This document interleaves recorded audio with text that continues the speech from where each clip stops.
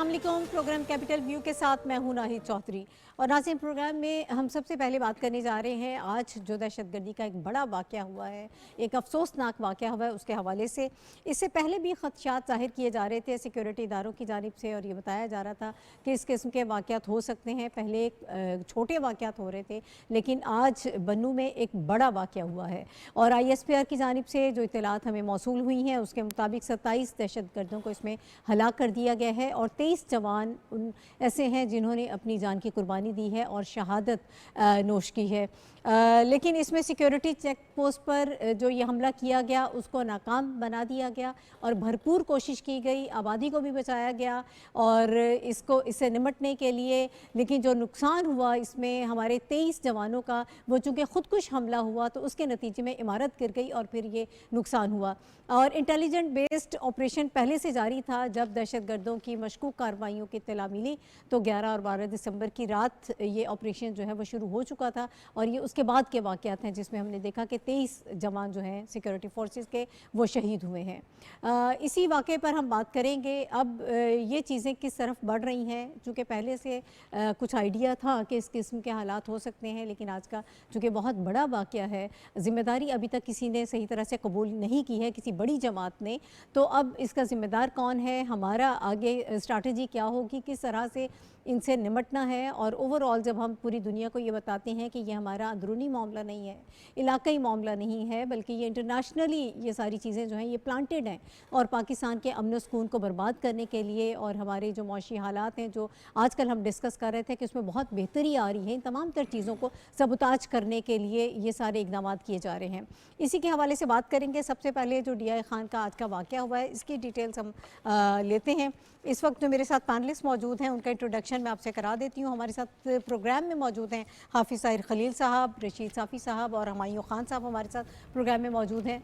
और इसके अलावा वाया टेलीफोन कॉल मुझे राना शहजादुल सलाम साहब ज्वाइन कर रहे हैं, सीनियर सहाफ़ी हैं, PTV न्यूज़ के नुमाइंदा हैं। वो हमें ज़्यादा बेहतर तरीके से बता पाएंगे कि आज के ये सारा जो वाक़या था ये किस तरह से रूनमा हुआ। बहुत शुक्रिया राना शहजाद आपका हमें वक्त देने के लिए। मैं ये चाहूँगी कि आप ज़रा हमें डिटेल में बताइएगा कि ये वाक़या किस तरह से हुआ और जो हमारी सिक्योरिटी फोर्सेस ने इसको नाकाम बनाने की भरपूर कोशिश की, हमारे 23 जवान भी शहीद हो गए। ज़रा इसकी डिटेल्स हमारे साथ शेयर कीजिएगा।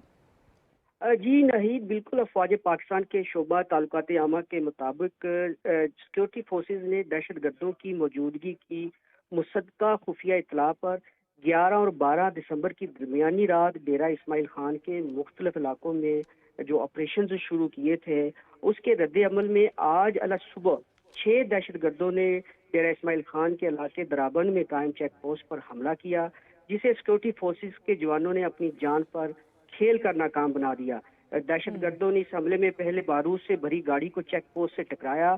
धमाके में चेक पोस्ट की पूरी इमारत ही जमीन बोस हो गई। सिक्योरिटी फोर्सेज ने बरवक्त कार्रवाई करते हुए हमलावर दहशत गर्दों को घेरे में ले लिया, जिसके बाद दहशत गर्दों ने खुदकुश हमले शुरू कर दिए। सिक्योरिटी फोर्सेज की कार्रवाई में सारे हमलावर वासले जहन्नम कर दिए गए, लेकिन इस बुजदिलाना कार्रवाई में हमारे 23 जवान शहीद हुए। इस वक्त इलाके में दहशत गर्दों की साथियों की मौजूदगी के लिए तलाश के लिए सैनिटाइजेशन ऑपरेशन जारी है। इससे पहले जो सिक्योरिटी फोर्सेज ने जिला डेरा इस्माइल खान में जो ऑपरेशन शुरू किए थे, उसकी जो मजमूई तादाद जिसमें 27 दहशतगर्द मारे गए हैं, उसकी तफसील कुछ इस तरह है कि दराजांदा के इलाके में दहशत गर्दों के खुफिया ठिकाने पर जब सिक्योरिटी फोर्सेज ने कार्रवाई की तो फायरिंग का शदीद तबादला हुआ और इस ऑपरेशन में 17 दहशतगर्द मारे गए। और इसी तरह कुलाची का एक इलाका है DI खान के पास, वहां पर ऑपरेशन में फायरिंग के शदीद तबादले के दौरान 4 दहशतगर्द मारे गए। इस वाक़े में हमारे 2 बहादुर जवानों ने जामे शहादत नोश किया, यानी टोटल हमारे 25 जवानों ने कल पाकिस्तान की हिफाजत करते हुए मादरे वतन पर अपनी जानों का नजराना पेश किया। और ये मारे जाने वाले जो दहशत गर्द हैं ये सिक्योरिटी फोर्सेज और मासूम शहरियों पर हमलों में मतलूब थे। दहशत गर्दों के कब्जे से भारी मिकदार में असला गोला बारूद भी बरामद कर लिया गया। ISPR के मुताबिक मुसल्लह फौज दहशत गर्दी की लानत को जड़ से उखाड़ने के लिए पुरज़म है और इस तरह की जो बुज़दिलाना कार्रवाइयाँ हैं हमारी इस अज़म को मजीद पुख्ता करती हैं। जी बहुत शुक्रिया। राना शहजादुल हमारे साथ मौजूद थे और जो वाक़या है पूरा उन्होंने हमसे डिस्कस किया है। हाफिज़ साहब, इससे पहले छोटे वाक़यात हो रहे थे, वो रुके नहीं थे मामलात, लेकिन हम बात कर रहे थे इकॉनमी की, अपनी मौशी बहाली की बात कर रहे थे। चीज़ें बड़ा एक ट्रैक पर हमें जाती हुई नज़र आ रही थी। बैरूनी इन्वेस्टमेंट पाकिस्तान में आने के हमें सारे इशारे मिल चुके थे। तो उस वक्त बहुत ज़रूरी था कि सिक्योरिटी के जो हालात हैं वो बहुत अच्छे होने चाहिए, लेकिन आज ये बहुत बड़ा वाक़या हुआ। ये हुआ क्या? नाहिद, ये यकीनन जो राना शहजाद ने तफसीलात बताई हैं, ये वाक़या ज़ाहिर करता है कि हमारी सिक्योरिटी फोर्सेस और इंटेलिजेंस अदारे जो हैं वो पुरअज़्म हैं इस ताज़ा दहशतगर्दी की ताज़ा अफरीद के ख़ात्मे के लिए, और इस सिलसिले में वो वतन और अहले वतन के अमन, सुकून और तरक्की की खातिर जानें कुर्बान कर रहे हैं। ये एक ऐसा मंज़रनामा है जो हमारे दिलों को जो है वो हमारे जज्बे जो है वो मज़ीद उनको फ़रोग़ देता है और हमारे जज्बे जो हैं जवान रहते हैं। बहरहाल ये देखें, ये जो दहशतगर्दी की ताज़ा लहर है, इसके पीछे मुहर्रिकात का जानना बहुत ज़रूरी है कि ये ताज़ा लहर क्यों आ रही है। एक तो ये है कि सबसे पहले पाकिस्तान में इलेक्शन होने जा रहे हैं, इंतखाबी माहौल बन रहा है, सियासी पार्टियाँ इलेक्शन कैंपेन की तरफ जा रही हैं। इस पूरे इंतखाबी अमल को सैबोटाज करने के लिए पाकिस्तान दुश्मन क़ुव्वतें जो हैं पूरी तरह से मुतहर्रिक हो चुकी हैं, और दहशतगर्दी के जो वाक़यात है ये भी उस सिलसिले की एक कड़ी है। ठीक है। दूसरा जो वाक़या जिसका आपने जिक्र किया था, जो पहलू है यकीनन उसको उजागर भी होना चाहिए कि पाकिस्तान जब भी इक़्तिसादी तौर पर टेक ऑफ करने की पोजीशन में आता है तो दुश्मन क़ुव्वतें जो हैं वो एक पाकिस्तान पर वार करती हैं और पाकिस्तान को वापस दहशतगर्दी की तरफ धकेलने की कोशिश की जाती है। अब जबकि पाकिस्तान की मुसल्लह अफवाज और सिविल क़यादत दोनों एक पेज पर हैं और पाकिस्तान की मईशत की बहाली के लिए पुरअज़्म हैं। इस सिलसिले में जो इक़दामात किए गए हैं, उन इक़दामात के नतीजे में आपने देखा कि अभी जब केयर टेकर प्राइम मिनिस्टर गए हैं खलीजी मुल्कों के दौरे पर, तो 2 मुल्कों के साथ ही $35 अरब के MOU साइन हुए हैं वहाँ पर। हाँ। तो ये गैर मुल्की सरमायाकारी के लिए राह हमवार हो रही। कल जो है नई वीज़ा रजीम आई है और उस हवाले से कल प्राइम मिनिस्टर ने जो है कुछ नए इक़दामात भी किए हैं। ये वो वाक़यात है जो दुश्मन की आंख में खटकते हैं और वो नहीं चाहते कि पाकिस्तान जो है वो पाकिस्तान में गैर मुल्की सरमायाकारी आए, यहाँ मईशत बहाल हो, यहाँ के अवाम जो है पुरसुकून ज़िंदगी गुजारें और पाकिस्तान एक तरक्की के ट्रैक की तरफ चल पड़े। तो यही वो पहलू है जिसकी वजह से पाकिस्तान में जो दुश्मन क़ुव्वतें हैं वो दहशतगर्दी जो है फैला रही हैं। अब ये पाकिस्तानी कौम जो है इस सिलसिले में पुरअज़्म भी है और हमें यकीन है कि दहशतगर्दी की ताज़ा लहर जो है उसका मिलजुल कर हम खात्मा करने में कामयाब हो जाएंगे। ठीक है साफ़ी साहब, 2 चीज़ें हैं। एक तो मुहर्रिकात बहुत अहम है कि क्या अवामिल हैं इसके पीछे, क्यों ऐसा हो रहा है। दूसरा एक बड़ा सवाल ये है कि ये हैं कौन। किसी बड़ी जमात ने ज़िम्मेदारी कबूल नहीं की है। पाकिस्तान हमेशा से अफ़गानिस्तान के साथ जो दरअंदाज़ी के मामलात हैं, जिस तरह से वहाँ से हो रही है, अपने सवालात उठाता रहा है, अपने कंसर्न्स शो किए हैं, पूरी दुनिया को भी बताता रहा है कि इस वक्त हम जिन मसाइल का सामना कर रहे हैं, दहशतगर्दी का सामना कर रहे हैं, तो किस पर ज़िम्मेदारी डाली जाए। शुक्रिया नाहिद, ये कुछ अहम पहलू तो उजागर किए हाफिज़ साहब ने, लेकिन आपके दोनों सवाल के दोनों पहलू इंतहाई अहम है। पहले देखिए है ये कौन। ज़ाहिर है पाकिस्तान के रियासत के दुश्मन है, इंसानियत के दुश्मन है। ये चाहे जिस ग्रुप से हो, चाहे जिस ग्रुप से भी हो, ये मैटर नहीं करता कि ये नाम इनका जिहाद पाकिस्तान हो, इनका TTP हो, एहरार हो, तालिबान हो, जो भी इसका अपना नाम इनको दे दे, लेकिन जो इंसानियत के दुश्मन है, जो पाकिस्तान के दुश्मन है, वो हमारी पूरी कौम के दुश्मन है। और आज उन्होंने अपनी दुश्मनी की बदतरीन मिसाल कायम की है। और जिस राना साहब जो डिटेल आपको बता रहे थे कि रात के तारीकी में जिस तरीके से उन्होंने एक मुनज़्ज़म अंदाज से हमलावर होने की कोशिश की, तो ये इससे साबित होता है कि पाकिस्तान का जो मौक़िफ़ था कि पाकिस्तान की सलामती और पाकिस्तान के रियासत की बुनियादों के ख़िलाफ़ जो है हमारे पड़ोस में एक मुनज़्ज़म अंदाज में एक साजिश तैयार हो रही है। इस वाक़े के बाद ये बात साबित हो गई है कि ये اب وہ جو یکا دکا جو واقعات ہوا کرتے تھے، دہشت گردی کی خودکش آیا، اس نے مسجد میں جا کے نمازیوں کو شہید کیا، یا امام بارگاہ میں گھس کے انہوں نے وہاں پہ نمازیوں کو شہید کیا، یا کہیں پبلک مقامات پہ جا کے انہوں نے دہشت گردی کی کارروائی کی، اب ان کا براہ راست ریاست کے ذمہ دار سیکیورٹی اداروں سے ان کی جھگڑا ہے، ان کی لڑائی ہے۔ اور یہ جو 25 جوان جنہوں نے شہادت کا جام نوش کیا ہے، یہ بھی کسی کے بچے ہیں، یہ بھی کسی کے فیملی ہے، یہ اس پہ ریاست پاکستان نے کافی انویسٹمنٹ کی ہے۔ ایک فوجی کی تیاری پہ جو وقت لگتا ہے، جو محنت لگتی ہے، جو خون پسینہ جو شامل ہوتا ہے، وہ ایک پوری داستان ہے۔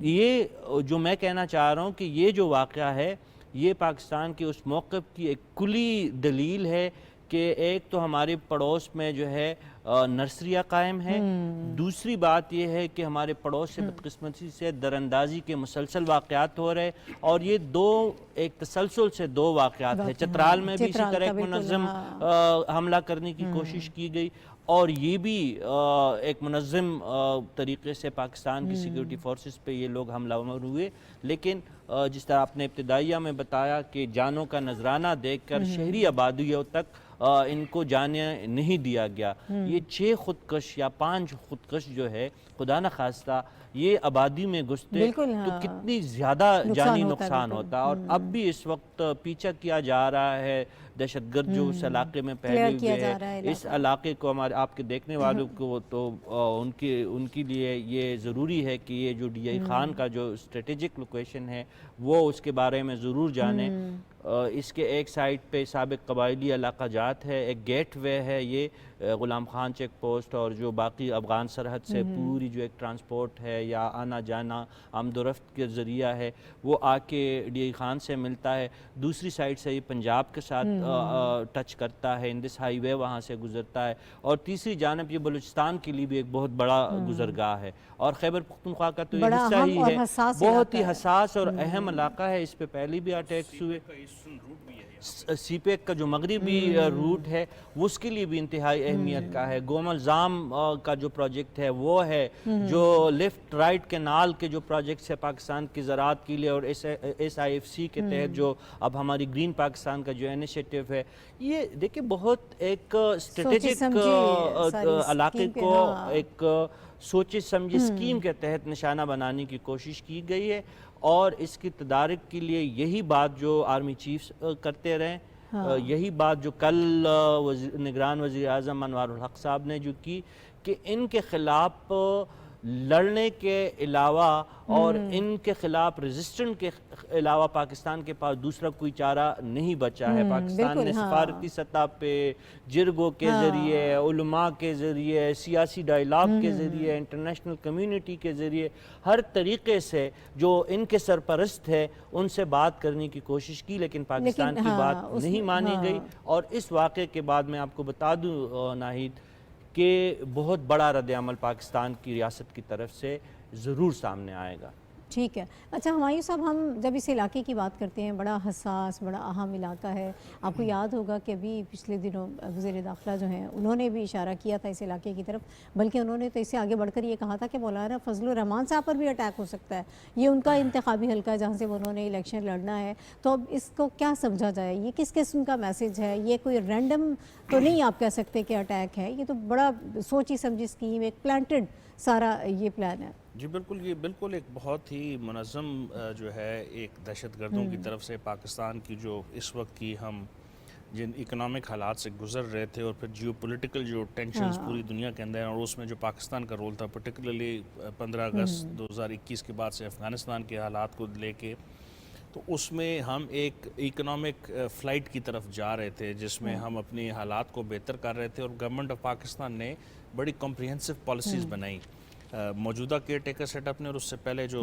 ایک سیٹ اپ گزرا پی ڈی ایم کا، تو 2 سال یا 2.5 سال کا وہ جو واقعہ ہے، اس میں ہم نے اپنا ایک اکنامک ریوائول پلان بنایا تھا، جس میں ایس آئی ایف سی تھا، سی پیک کا فیز 2 تھا، اور پھر اپنے جو ہمارے بارڈرز کے، جس کا حافظ صاحب نے ذکر کیا، ہمارے ویزا پالیسیز تھیں، پھر ہم نے اپنی انویسٹمنٹ کی جو پالیسیز کی، ان ساری چیزوں کے تناظر میں اگر آپ دیکھیں تو جو پاکستان کی پالیسی، اور اس وقت ہمارے آرمی چیف امریکہ کے دورے پہ، اور بہت ہی اہم ایک وہ وزٹ ہے جس میں دہشت گردی کی جنگ ہو، جس میں افغانستان کے معاملات ہوں، جس میں انڈین اوشن پالیٹکس ہو، جس میں اور بہت ساری معاملات، اور کشمیر کا ذکر بھی ہم کل بھی کر چکے ہیں اور آج بھی ہماری شاید گفتگو کا حصہ ہے.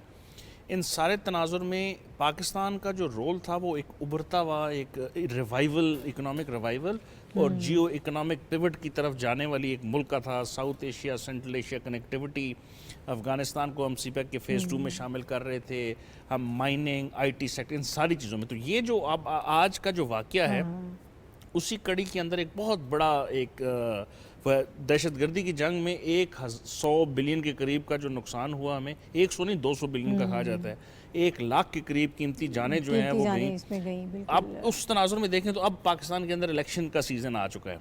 ہم بلوچستان کو لے لیں جو سی پیک کے فیز 2 کے اندر ایک بہت اہمیت کا حامل فیز ہے. ابھی انہوں نے جو رشید صاحب نے آپ کو ذکر کیا کہ جو اس کا ایسٹرن روٹ تھا، ڈی اے خان جو ہے ایک بیسیکلی ہب ہے اس روٹ کا، جہاں پہ اسپیشل اکنامک زون بننے کی بات ہو رہی ہے. پھر افغانستان کے ساتھ آپ کے جو ریلیشن شپ ہیں اس کے اندر بھی اس کا ایک بہت بڑا عمل دخل ہے. ان ساری چیزوں کے اندر میرا خیال ہے جو ہمارے دشمن ملک ہیں جو نہیں چاہتے کہ یہاں پہ ترقی ہو، اس میں آپ ای ٹی آئی ایم کو لے لیں، ٹی ٹی پی کو لے لیں، لشکر جھنگوی کو لے لیں، اس میں تحریک جہاد پاکستان کو لے لیں، یہ بیسیکلی ایسے سارے نام ہیں جو مل کے القاعدہ کو لے لیں. وہ یہ کوششیں کر رہے ہیں کہ پاکستان کی جو ترقی کی جو ایک فلائٹ تھی اس کو کسی طرح روکا جائے. کیونکہ ہم بات کر رہے تھے کہ اب ہم اپنی جیو پالیٹکس سے ہٹ چکے ہیں، جیو اکنامکس کی طرف جا رہے ہیں. اگر ہم جیو اکنامکس کی طرف جاتے ہیں، ہم ایک خطے کا وہ حصہ ہیں جو کہ 3 سویلائزیشنز کو جو ہے ملا رہا ہے. مڈل ایسٹ کو، South East Asia, East Asia کو اور ساؤتھ ایشیا کو ملانے والا یہ جو ریجن ہے. اور اگر یہاں پہ یہ اکنامک انٹیگریشن کامیاب ہو جاتی ہے، کنیکٹیوٹی کامیاب ہو جاتی ہے، سب سے بڑا نقصان کس کو ہوگا؟ وہ لوگ جو G20 کے اندر جو ہے کشمیر کے اندر باتیں کر رہے تھے، وہ لوگ جو ہے جو اس اکنامک خطے کی جو ترقی اس کو. تو میرا خیال ہے اس کو اس تناظر میں ایک طرف دیکھنا چاہیے. دوسرا یہ دیکھنا چاہیے کہ دہشت گردی کی جنگ میں جو پاک فوج کی قربانیاں ہیں اس کو انڈرمائن کیا جا رہا تھا بڑے عرصے سے، اور اس کو پولیٹیسائز کیا جا رہا تھا. یہ اس کے اوپر بھی جو ہے نا، آج ہمارے جو ہے 23 جوانوں نے جام شہادت نوش کیا، اور یہ آج کی بات نہیں ہے، اس سے پہلے بھی ہزاروں کے قریب، ہم تو لاکھوں کا جو ہے وہ فگر دے رہے ہیں. اور وہ لا انفورسمنٹ ایجنسی کے جو ہیں وہ 1 لاکھ سے بھی اوپر جا چکی ہے بات، چونکہ ہم فگرز جو ہمیشہ وہ 70,000 80,000. تو میرا خیال یہ ہے کہ پاکستان کی جو کلیدی کردار ہے وار آن ٹیرر کے اوپر، دہشت گردی کی اس جنگ کے اوپر، جس کے اندر ہم اسلاموفوبیا کو بھی کیٹر کرنے کی پولیٹیکل اس میں کوشش کر رہے ہیں، یہ ایسی وہ جنگ ہے جو کہ میرا خیال ہے اس وقت اگر ہمیں اسلامی ممالک نے سپورٹ نہ کیا، ہمارے دوست ممالک نے سپورٹ نہ کیا، اور اسپیشلی امریکہ کے اندر آج اس میں آرمی چیف ہماری ملاقاتیں کر رہے ہیں، تو یہ ایک سپل آؤٹ وار ہوگی جس کا جو نقصان ہے وہ پاکستان کو نہیں ہوگا، وہ پورے خطے کو ہوگا، اور شاید دنیا کے اوپر بھی ایک بہت بڑا اثر انداز ہو سکتا ہے. وہ ٹھیک ہے، وقت تھوڑا کم ہے. میں چاہتی ہوں کہ حافظ صاحب، ہم یہ دیکھ رہے ہیں کہ الیکشن قریب ہے بھارت میں، اور روز نئی چیزیں سامنے آ رہی ہیں. کل بھی جو ایک فیصلہ بھارتی سپریم کورٹ کی جانب سے سامنے آیا، اور یہ چیزیں ہم ایکسپیکٹ کر رہے تھے، کچھ آپریشنز ہو سکتے ہیں، فاسٹ فلیگ آپریشن ہوں گے. اور پھر جب پاکستان میں کوئی دہشت گردی ہوتی ہے تو آپ کو پتہ ہے کہ اس میں کن کن جگہوں کو استعمال کیا جاتا ہے، اور کون سے علاقوں کو کون سے ملک سے استعمال کر کے ہمارے ہمسائے ممالک جو ہیں وہ اپنی دشمنی نکالتے ہیں. تو یہ خدا نخواستہ کہیں کسی اور ہمیں دہشت گردی کی جنگ کی طرف دھکیلنے کی کوشش تو نہیں کی جا رہی؟ دیکھیں ناہید، بات یہ ہے کہ یہ بات بالکل قرین قیاس ہے کہ اس وقت جو پاکستان کی ترقی ہے وہ کسی صورت بھی ہمارے دشمنوں کے لیے گوارا نہیں ہے. یہی وجہ ہے کہ ہمارے دشمن خواہ وہ ہندوستان میں ہیں یا ہمارے بارڈر کے قریب بیٹھے ہوئے ہیں، یہ سب اس بات پر آمادہ ہیں کہ پاکستان کو ترقی سے ڈی ٹریک کیا جائے. لیکن اب دیکھیں صورتحال یہ ہے کہ کشمیر میں جو کشمیر کے حوالے سے جو فیصلہ آیا وہاں پر ایک انریسٹ ہے. پوری وادی جو ہے وہ اس وقت تقریباً وہاں پر ایک مکمل جیل بنا ہوا ہے، اور وہاں کرفیو لگا ہوا ہے انٹرنیٹ سروس پر. لیکن یہ وہ امپیکٹ ہے جو دنیا سے عالمی توجہ ہٹانے کے لیے انڈیا جو ہے وہ توجہ ہٹانے کی کوشش کرتا ہے، اور ان قوتوں کو سپورٹ کرتا ہے جو پاکستان کے خلاف آمادہ جنگ ہیں. اور یہی وجہ ہے کہ خواہ ٹی ٹی پی ہو یا کوئی اور تنظیم ہو، یہ وہ سب ادارے ہیں जो जिनके पीछे कहीं ना कहीं रॉ का हाथ आता नजर आता है या इंडियन एजेंसियां उसमें पूरी तरह से मुलवस नजर आती हैं। थोड़ा कम है सर, मैं इसी पे चाहती हूँ कि आप भी अपनी राय दे दीजिएगा। साफी साहब, आप कैसे देख रहे हैं सिचुएशन को? इस किस्म के वाक़यात में गैर मुल्की हाथ के मुलविस होने के तासुर को आप रद्द नहीं कर सकते। स्पेशली जो हमारे पड़ोस में भारत का जो किरदार है वो इंतहाई घिनौना होता है। वो प्रॉक्सी वार में दुनिया भर में बदनाम हो चुका है। वो जहाँ जहाँ पे उनके ख़िलाफ़ जो उनके ख़िलाफ़ तहरीकें हैं उनके मगरबी ममालिक में पीछा करके अपने नाम पे बदनामी के दब्बे मज़ीद लगा चुका है। तो पाकिस्तान को तो किसी तौर पे स्पेयर नहीं कर सकता। बलूचिस्तान के वाक़यात हो, सरहदी पट्टी के वाक़यात हो, तो इस सब में भारत और रा जैसी एजेंसीज़ के मुलविस होने के हमेशा से शवाहिद हमें मिले हैं। और ये जो जिस मुनज़्ज़म तरीक़े से कार्रवाइयाँ हो रही है, तो सवाल ये बनता है कि भाई इन लोगों के पास ये असलहा कहाँ से आ रहा है, इनके पास इंटेलिजेंस कहाँ से आ रही है, इनका HR को पैसे कहाँ से मिल रहे हैं। चले हम ये मान लेते कि कुछ असला नेटो का उनको छोड़ा हुआ उनके हाथ लगा हुआ है, थर्मल टेक्नोलॉजी उनके पास है, नाइट विजन गन्स उनके पास है टेररिस्ट के पास। ये सारी चीज़ें उनके पास आई कहाँ से? तालिबान इनकारी है कि हम सपोर्ट नहीं कर रहे। तो भाई अगर आप नहीं कर रहे तो फिर कोई तो है जिसको सपोर्ट तो फिर वो कौन है? करते हैं। तो भारत हमारा अज़ली दुश्मन है। भारत का किरदार इसमें हम उसको नज़रअंदाज नहीं कर सकते। लेकिन आर्मी चीफ साहब की वो पुरानी वाली बात कि ये बात अब हमें बराह रास्त जो है अफगान अबूरी हुकूमत के साथ जो है वो हमें उठानी होगी, उसे उठानी होगी। वक्त थोड़ा कम है, आपका टेक मैं लेना चाहूँगी हमायूं साहब इस पे। मेरा ख्याल है जो हमारी जो इकोनॉमिक फ़्लाइट जिसकी तरफ हम जा रहे हैं और जिस तरफ हमारी कोशिशें हैं उसको रोकने के लिए आपके जो दुश्मन ममालिक जो हैं उन्होंने जो कोशिशें की हैं वो सबके सामने आए हैं। हाफिज़ साहब ने भी बताया और रशीद साहब ने। मेरा ख्याल है अब रियलाइजेशन इंटरनेशनल मीडिया के ऊपर, तो आप जो है ना कनाडा की वज़ीर आज़म की स्पीच ले लें, उसके अलावा अमेरिका की जो कोर्ट है लोकल कोर्ट उसका ले लें, कतरी जो अदालत है उसके जो फैसले ले लें, फिर पाकिस्तान ने जो UN के अंदर 2 डोजियर्स जमा करवाएं उसको ले लें और इसको कलेक्टिवली देखें तो आपको नज़र आएगा कि जो मौजूदा इंडियन गवर्नमेंट की जो पॉलिसीज़ हैं कि अच्छा, और फिर रॉ के अंदर CPEC को ख़त्म करने वाला जो एक पूरा एक वो बनाया गया, एक सेगमेंट बनाया गया जिसकी इक्विटी $500 मिलियन के करीब रखी और उसके ऊपर अभी हमें नहीं पता इन्फॉर्मेशन चूँकि बड़ी वो है। ये सारी चीज़ें इसकी तरफ इशारा करती हैं कि पाकिस्तान की जो इकोनॉमिक तरक्की की तरफ हम जा रहे हैं और हमने जो मंसूबे बनाए उसको रोकने के लिए सबसे बड़ा मंसूबा यही है जो आपके जो है बिल्कुल आप दुरुस्त कह रहे हैं। लेकिन इस चीज़ को बर्दाश्त नहीं किया जाएगा। आर्मी चीफ ने भी इससे पहले कहा ये नहीं हो सकता कि हमारे जवान हमारे लोग शहादतें देते रहें और हम खामोशी से बैठे रहें। तो हो सकता है कि जिस तरह साफ़ी साहब ने भी कहा कि एक बड़ा रिएक्शन पाकिस्तान की तरफ से भी आएगा, कोई बड़ा ऑपरेशन भी हो सकता है कि लॉन्च किया जाए। बहरहाल जो भी स्ट्रैटेजी होगी वो सामने आ जाएगी और इस हवाले से यकीनन हम गुफ्तगू भी करते रहेंगे। बड़ा अंदरनाक वाक़या हुआ है, इसकी एक मरतबा फिर हम मज़म्मत करते हैं। अभी मुझे एक ब्रेक पर जाना है। ब्रेक के बाद जब हम वापस आएंगे तो कुछ थोड़ा सियासी मंजरनामे पर नज़र दौड़ाएंगे कि इस वक्त मुल्क में क्या हो रहा है। एक ब्रेक के बाद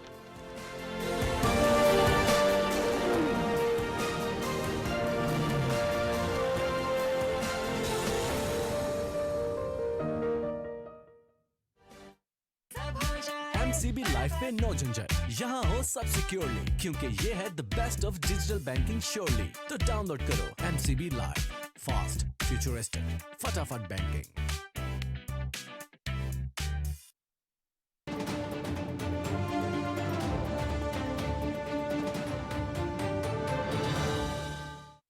क़याम पाकिस्तान से आज तक हमारी कहानी, हमारी तारीख इबारत है एक जहदे मुसलसल से।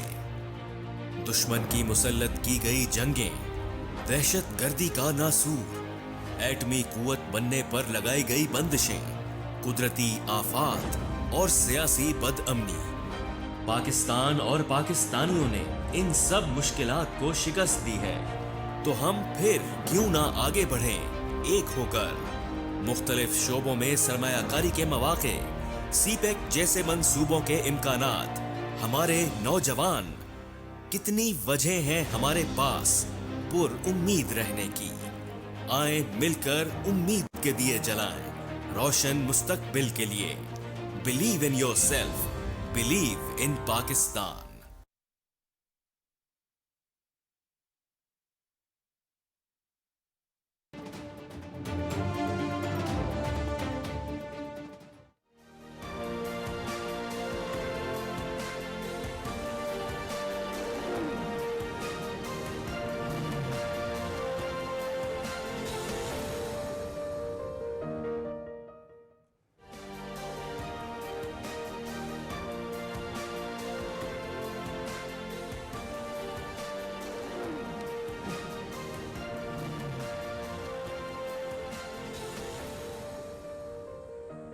Welcome back to the show. और नाज़रीन, प्रोग्राम के इस हिस्से में हम बात करेंगे ज़रा जो इस वक्त हमें एक्टिविटीज़ नज़र आ रही हैं। सुप्रीम कोर्ट में बहुत एक एक्टिव और हमें आज का दिन नज़र आया, और जो चीज़ें सामने आई उसके मुताबिक सबसे बड़ी आज की जो ख़बर है वो ये है, और उसमें हमें नवाज शरीफ साहब को भी रिलीफ मिलता हुआ नज़र आ रहा है। एवन फील्ड के बाद आज हमने देखा कि अल अज़ीज़िया रेफरेंस में भी नाकाफ़ी शवाहिद की वजह से, सबूत नहीं थे, उसकी वजह से उनको बरी कर दिया गया है और उनकी सज़ा जो है वो कलअदम हो गई है। अब इससे बड़े सवालात जन्म लेते हैं कि हमारे मुल्क में जिस तरह से सियासी मुकदमात बनाए जाते हैं, जो रेफरेंसेस बनाए जाते हैं, ये मामला कब रुकेगा, और इससे जो मुतालिका बंदे को अजियत होती है, ये किस तरह से इन सारी चीज़ों से बचा जा सकता है, इस पर भी हम प्रोग्राम में बात करेंगे। लेकिन एक और बड़ी अहम खबर जो सुप्रीम कोर्ट के हवाले से मैंने बात की, उस पर भी हम बात करेंगे। सुप्रीम कोर्ट ने साबिक वज़ीर आज़म ज़ुल्फ़िकार अली भुट्टो की सज़ाए मौत के फ़ैसले पर सदारती रेफरेंस में अदालती मावनीन मुकर्रर कर दिए हैं। चीफ जस्टिस काजी फ़ाइज़ ईसा की सरबराही में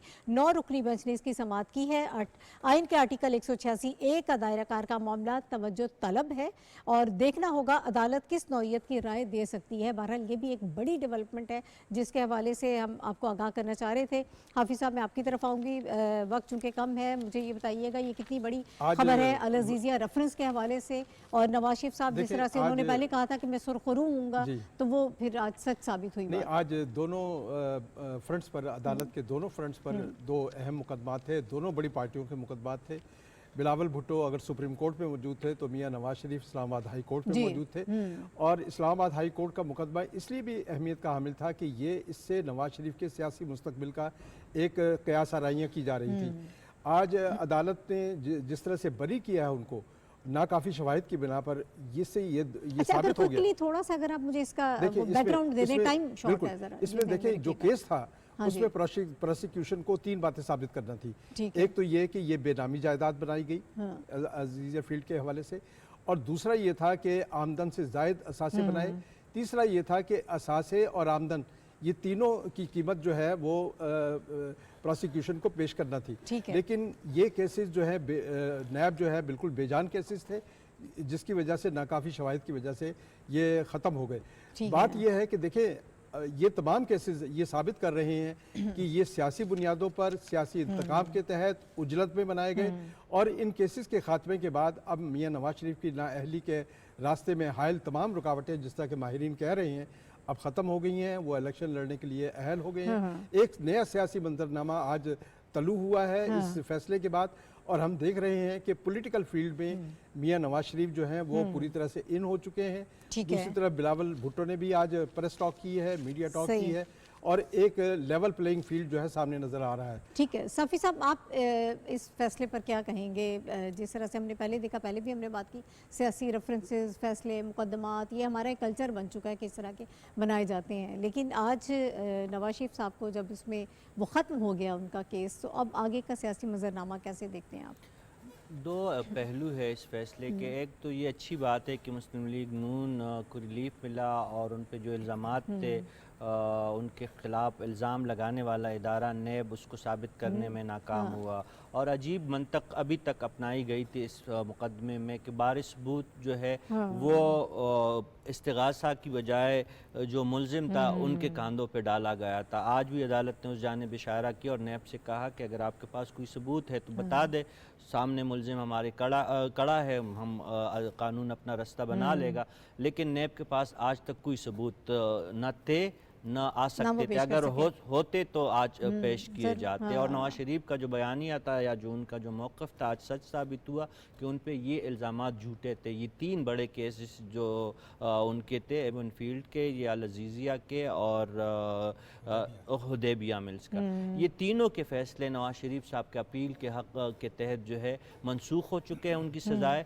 अब उनके लिए सियासत के दरवाजे तो खुल गए। लेकिन इसके साथ दूसरा पहलू जिस पे मैं बात करना चाहता हूँ कि आप एहतिसाबी और कानूनी इदारों का अगर इस तरीके से इस्तेमाल करेंगे जिससे आप अपने मुखालिफ सियासी जमातों को और उनके रहनुमाओं को अजियत से गुजारते हैं, उनकी बदनामी करते हैं, उनकी नाअहली करवाते हैं, उसका जवाब कौन देगा? उसका अज़ाला तो मुमकिन नहीं है। उसका अज़ाला मुमकिन नहीं है। लेकिन ये जो वाक़यात हुए हैं मुसलसल नवाज शरीफ साहब के हवाले से, آنے والے دنوں میں کم از کم ہمیں اس کے لیے حکمت عملی تیار کرنی ہوگی کہ جو احتساب کے جو مجاز ادارے ہیں وہ واقعی احتساب کرے، وہ انصاف پہ مبنی اقدامات کرے۔ اگر ایسا وہ کرنے کے لیے کہ قابل نہیں ہے تو پھر ان اداروں کے وجود کا بھی کوئی حق نہیں ہے، کیونکہ آلریڈی عدالتیں موجود ہیں۔ جب عدالتوں ہی نے آپ کے تمام فیصلے کرنے ہیں تو پھر اس قسم کے اداروں کا صرف آپ سیاسی مقاصد کے لیے آپ استعمال کرنے کے لیے آپ نے ان کو رکھا ہوا ہے۔ تو میں یہی کہوں گا کہ بہت دیر کر دی مہربان آتے آتے، لیکن چلے دیر آئی درست آئی۔ ایک ہوا کڑا ہوا تھا اقامہ سے لے کر پاناما سے لے کر اقامہ تک کی جو کہانی تھی، جو جی آئی ٹیز کی کہانیاں تھی، جو مانیٹرنگ ججز لگانے کی کہانی تھی، تو یہ تمام پروسیس نے آج ثابت کر دیا کہ نواز شریف اور ان کے جو ساتھی کہتے رہے کہ ان کے خلاف پولیٹیکل انجینئرنگ کی گئی تھی، تو واقعی ان کے خلاف پولیٹیکل انجینئرنگ کے ثبوت آج عدالت بھی تسلیم کر رہی ہے کہ ہاں ان کے خلاف پولیٹیکل انجینئرنگ۔ ٹھیک ہے ہمایوں صاحب، ایک اینگل یہ بھی ہے، اگر ایک ادارے کا استعمال کیا گیا اور اس قسم کے ریفرنسز کیسز بنائے گئے تو دوسرے ادارے کی جانب سے جو ہے وہ آپ کو انصاف ملا، یعنی متعلقہ فورم پر ہی جا کر آپ کو انصاف مل سکتا ہے۔ انہوں نے اپیلیں کی، اپنے کیسز کو لڑا، پیش ہوئے اور آج پھر انہیں انصاف مل گیا۔ دیکھیں ناہید، یہ اس کو دو تین اینگل سے دیکھنا چاہیے۔ ایک تو یہ کہ جو آج کا جو فیصلہ جس پہ ان کو ریلیف ملا، جس کو لوگ ریلیف سمجھ رہے ہیں، ایک تو یہ بہت اچھا فیصلہ ان کے پولیٹیکل فیوچر اور کیریئر کے مطابق ہے، لیکن جس طرح رشید صاحب نے ابھی کہا کہ یہ جمہوریت کے لیے بہت جو ہے برا فیصلہ بھی ہے کہ ایک الیکٹڈ 3 دفعہ کا جو وزیر اعظم ہے اس کو ایک ایسے کیس میں آپ نااہل قرار دیتے ہیں جس کو 5 سال کے بعد بنیاد پر قدامات قائم کرنے کے تناظر میں بات کر رہے ہیں۔ جی ایگزیکٹلی۔ تو اس میں یہ کس قسم کی جو ہے وہ پولیٹیکل وکٹمائزیشن ہے کہ 3 دفعہ کا ایک وزیر اعظم ہے جس کو آپ ایک ایسے جھوٹے مقدمے میں، اور آج عدالت نے جب یہ فیصلہ کیا تو یہ اس چیز کی طرف اشارہ ہے کہ یہ جو نظام انصاف ہے، یہ لیول پلینگ فیلڈ کا ہم سارے ذکر کر رہے تھے، یہ لیول پلینگ فیلڈ ان کے لیے نہیں تھا، تو ان کو غلط فیلڈ کے اوپر ڈال کے لیول جہاں پہ نہیں تھا اور ایک طرف ان کو نیچا کر کے اور دوسری سائڈ کو اوپر کر کے، تو یہ بیسیکلی جمہوریت کے لیے ایک بہت بڑا ایک نقصان دہ عنصر ہے۔ اس عمل کو رکنا چاہیے، اس کو رکنا چاہیے، اب آپ سیکھیں، دیکھیں اب ہم آپ نے سبق اگر سیکھیں کہ جو کچھ آپ میثاق کرتے رہے ہیں اب جمہوریت آگے یہ کیا، نہیں ہونا چاہیے۔ ہم نے میثاق معیشت کی بات کر رہے ہیں، لیکن ہمیں میثاق احتساب کے اوپر بھی بات کرنی ہے کہ آپ نے صرف پولیٹیکل وکٹمائزیشن نہیں کرنی اور اداروں کو استعمال کر کے اپنے جو الیکٹڈ لوگ ہیں ان کا جو ہے غیر قانون یا احتساب کا ایک ایسا نظام ان کے اوپر مسلط کر دینا، چونکہ وہ اس وقت ہمیں اچھے نہیں لگ رہے تھے۔